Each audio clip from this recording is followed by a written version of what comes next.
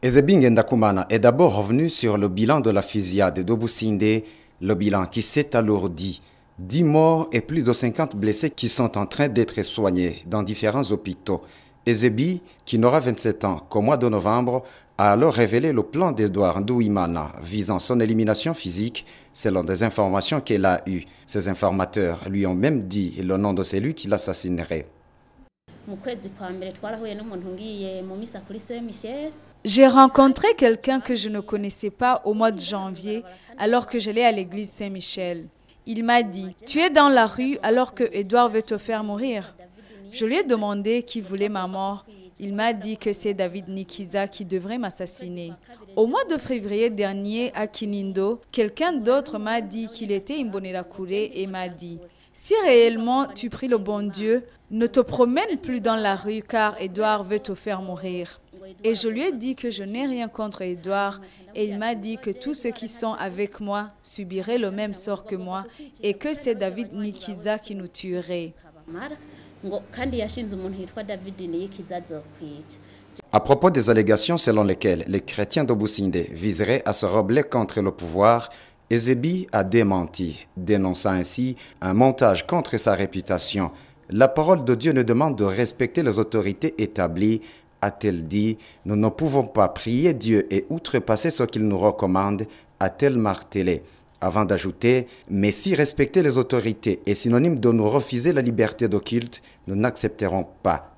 Mais c'est la prière Siwusinde qui vous a été interdite, insiste un journaliste, et Ezebi de rétorquer.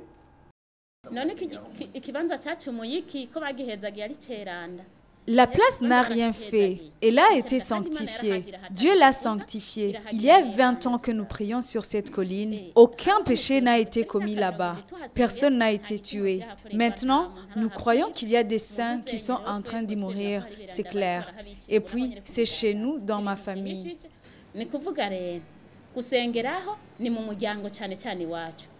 Pour rappel, le 5 août 2008, là-bas même à Businde, l'église catholique s'est fait représenter par le curé de la paroisse de Rukago pour présider les cérémonies d'inauguration du sanctuaire de Businde et la bénédiction de la géante croix qui y avait été implantée.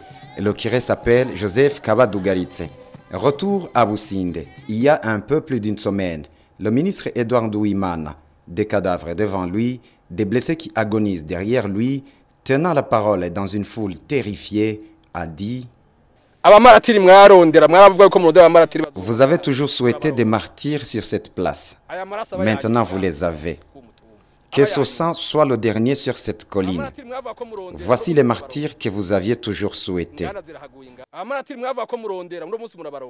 Réagissant aux propos du ministre Edouard Nduwimana, Ezebi Ngendakumana a dit «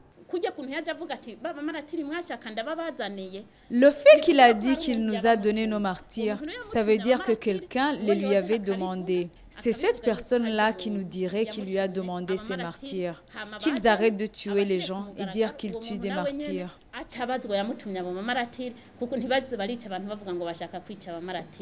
À la question de savoir si ces chrétiens continueront leur prière à Businde, Ezebi de répondre « C'est uniquement Businde, notre lieu de rendez-vous avec Jésus ou Marie. » Et le message aux chrétiens qu'ils prient, au gouvernement et à l'église qu'ils nous laissent prier. Et si tu rencontrais le pape, que lui demanderais-tu qu'il nous laisse prier?